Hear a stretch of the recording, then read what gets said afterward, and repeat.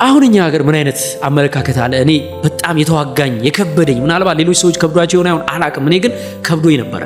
ምንድነው ድሃም ስትሆን በዙሪያ ያሉ ሰዎች የመጨረሻ መናጢ ነው የሚያደርጉ። እውነት ድሃም ስትሆን በልተህ የምታድር አይመስላቸውም።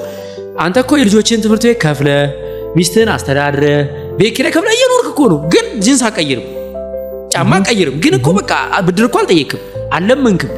ግን ምንድን መቼ ነው የሚያልፍልህ አንተ ይሏል። ምንድነው አይ ከለ ከኩንያ ከከብራን ይላል ሰው በቃ አንተ እየኖርክ ነው። ፈጣሪን አመስግን። ደስተኛ ከሆነ እኮ ጥሬ ቆርጠና you are happy እኮ ሆነስት ነህ። ሰው ከድህነቱ ዝቅ አድርጎ ነው የሚያስበው። ድግስ ሁሉ ላይ ጠራ ይችላል።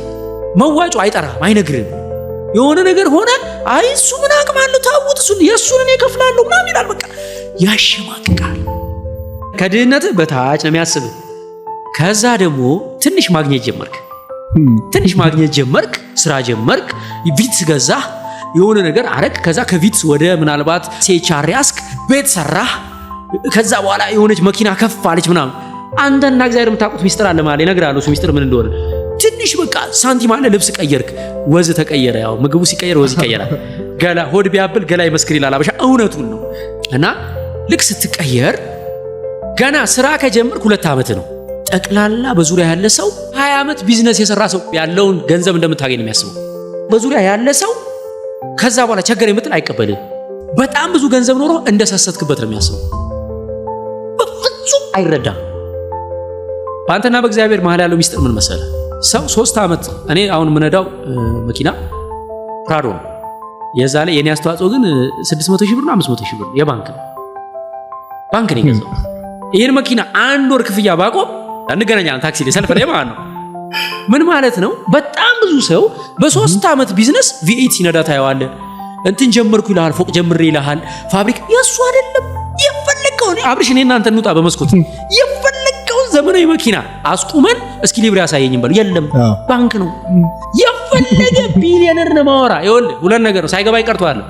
ባለሀብቶች ብሩ ቢኖራቸው ራሱ በብራቸው ፎቅ አይሰሩም፣ በብራቸው ቤት አይገዙም። ለምን? ሪስኩን ባንክ ሼር እንዲያደርጋቸው ይፈልጋሉ። ኤቭሪባዲ በባንክ ነው የሚንቀሳቀሰው። እኔ ይሄንን በግልጽ ማወራው ለምን መሰለህ?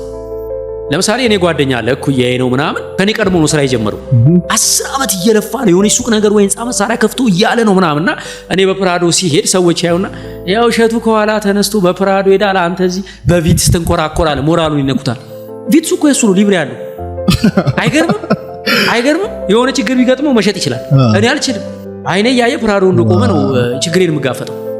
ሀብት በሁለት አይነት መንገድ ይመጣል። አንደኛው በሌብነት ነው፣ ሁለተኛው በብድር ነው። በቃ አሁን እንደነገርኩ ነው።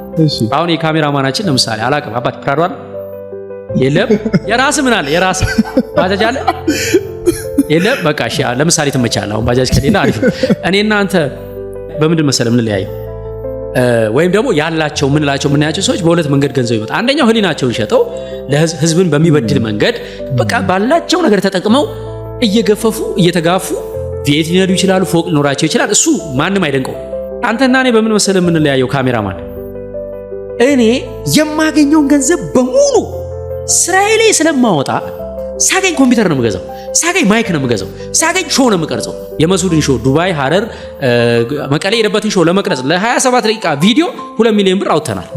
በትክክል ግማሹ ስፖንሰር ነው፣ ግን 2 ሚሊዮን ብር ወጣ። 2 ሚሊዮን ብር ፈጅቷል። እኔ ያንን ማረግ ነው አግኝተኛል ስለማረግ ቋሚ ገቢ ያለኝ የማያቋርጥ። ባንኩ ያንን ያውቃል።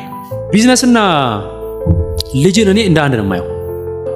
ቢዝነስ ሐሳብ አለ። እሺ ሐሳቡ ማለት የአባት ዘር ወይም የእናት ዘር እግዚአብሔር በተፈጥሮ የሰጠን ዘር አለ ውስጣችን። ብዙ ሰዎች ያንን ዘር ወደ ልጅ ሳይቀይሩት ቀርተዋል አይደል? ሆን ብለው ማለት ነው።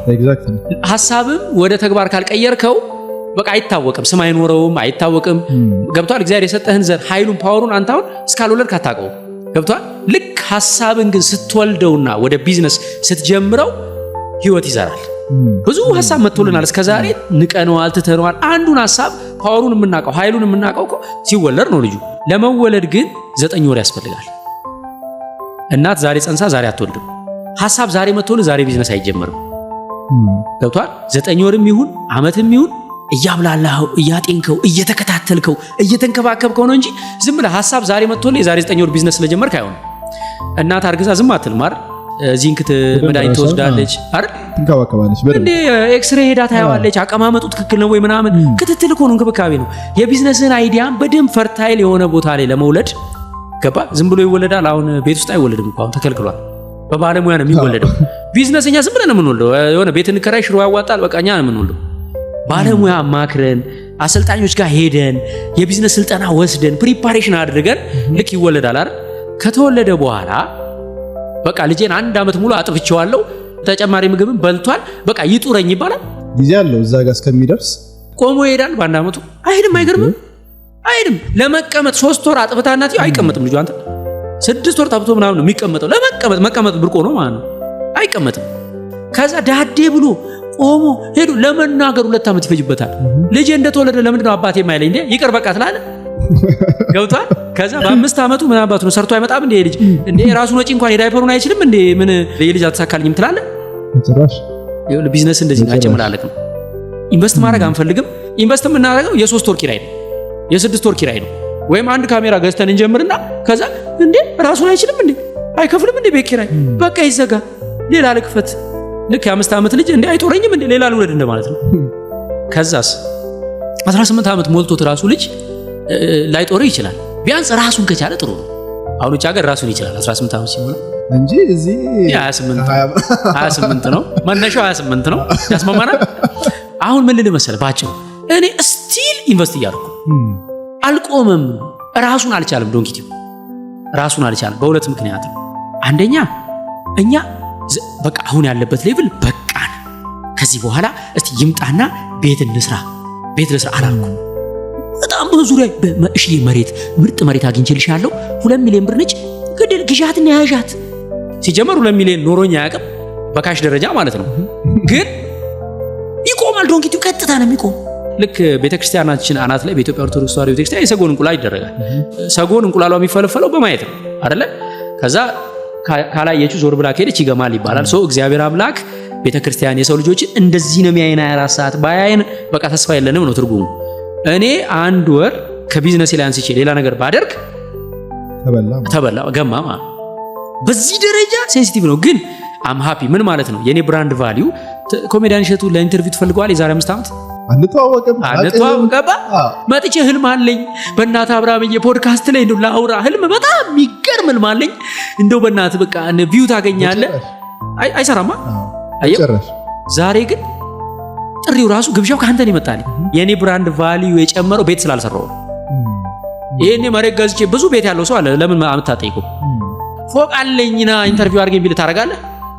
አታረግም አየ የኔ ብራንድ ቫልዩ ከቀን በቀን ያደገ አሁን ለምሳሌ ዶንኪ ቲዩብን ልሽጥ ብል በቃ እኔ ቤት ያስፈልገኛል አፓርታማ ልግዛ አሁን አፓርታማ 25 ሚሊዮን ብር ነው ባለ አንድ መኝታ ምናምን አንዳንድ ቦታ ልግዛ ብል 25 ሚሊዮን ብር አይሸጥም ዶንኪ ቲዩብ ከዛ በላይ ያወጣ ይሸጣል ከዛ በላይ አየ ለሰው አይታይም እኔ የምሰራው ቤት ለሰው አይታይም ኢንቨስት ስታረግ ለሰው አይታይም አንተ ምርጥ ሬስቶራንት እየገነባህ ነው ብር ስታገኝ ሶፋ ስትጨምር ብር ስታገኝ ቀለም ስትቀባ ሰው መቼ ነው አንተ ቤት የምትሰራው ይላል ሁለት ግንባታ ባንዴ በቃ ለሁለት ጌታ መገዛት አይቻልም ሶ የገንዘብ ኮንሰፕት የኔ የገንዘብ ኮንሰፕት ኤቭሪዴ ኢንቨስት እያደረጉ ትልቅ ብራንድ መገንባት ነው ከዛ በኋላ ምናልባት ቤት የሚባለው ነገር ለኔ አንድ ካምፓኒ እሺ እስቲ ምረጥና ቤት ውሰድና ማስታወቂያ ስራ አየው ስለዚህ ከገንዘብ አንፃር ከሆነ የምናወራው እኔ ይቅርታ አድርግልኝና